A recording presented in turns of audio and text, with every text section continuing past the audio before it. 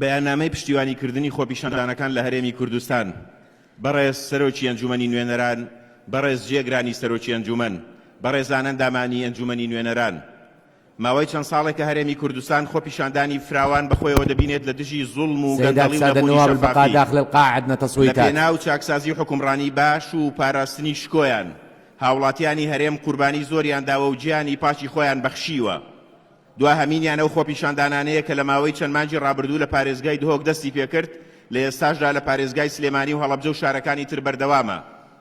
هۆکارە سەرچیەکانی ئەو دۆخە دەگەڕێتەوە بۆ ئەوەی حزب حکوومەتی کۆنتڕۆڵ کردووە و حکوومەتیش پەرلەمان و کۆمەڵگەی بەچەک و دەستگای ئەمنی کە زۆرینەیان بە حیزبی کراون کۆنتڕۆڵ کردووە.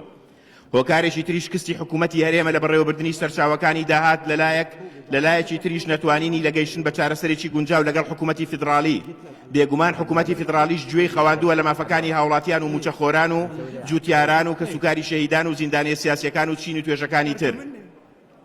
هۆکاری پەرەسەندنی ئەو خۆپیشاندانانە دەگەڕێتەوە بۆ ئەوەی کە حکوومەتی هەرێم لەم ساڵدا تەنیا 5 موچەی دابەش کردووە بە لێبڕینەوە و بێباکە لە ئازگوزەرانی هاوڵاتیان.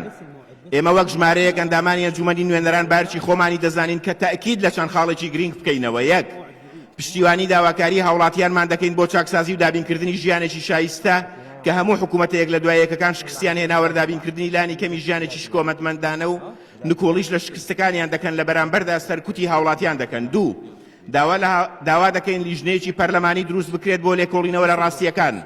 داوا دەکەین بە زووترین کات چالاکوانە بەندکراوەکان ئازاد بکرێن. داوا دەکەین کە حکوومەتی فدراڵی بەرپرسیارەتی دەستوری خۆی هەڵبگرێت لەگەڵ حکوومەتی هەرێم بۆ دابینکردنی موچە و گەرانتیکردنی مافی شەهیدەکان و زیندانی کراوان. هاوشێوەی فەرمانبەرانی تری عێراق وەڕێگە نەدات بە یاریکردن بە مافەداراییەکانی هاوڵاتیانمان لە یاسای بودجەی فدراڵیدا. لە کۆتاییدا دووپاتی دەکەینەوە کە پەیامەکەمان ئاشکرایە و بۆ بڕیار بەدەستانی هەرێم و عێراق کە چیتر گەمە بە وڵات و قوتی هاوڵاتیان و چارەنووسیان نەکەن، هیوای زوو بۆ بریندارەکان و ڕەحمەتیش بۆ ڕوحی شەهیدەکانمان. سيد رئيس المجلس، نطلب من مجلس الموقر قراءة سورة الفاتحة على روح الشهداء. سيدات السادة النواب، فاتحة على أرواح الشهداء وشهداء العراق جميعا.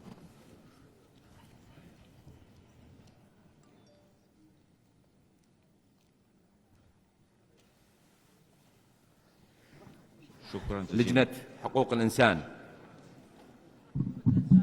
زيارة السيد رئيس لجنة حقوق الإنسان بخصوص هذا الأمر، زيارة ميدانية إلى مواقع المظاهرات في إقليم كردستان والتأكيد على صيانة الحريات والسلمية والحفاظ على سلامة المتظاهرين السلميين، وترفع تقريرك إلى مجلس النواب. نعم، يحتاج زيارة ميدانية.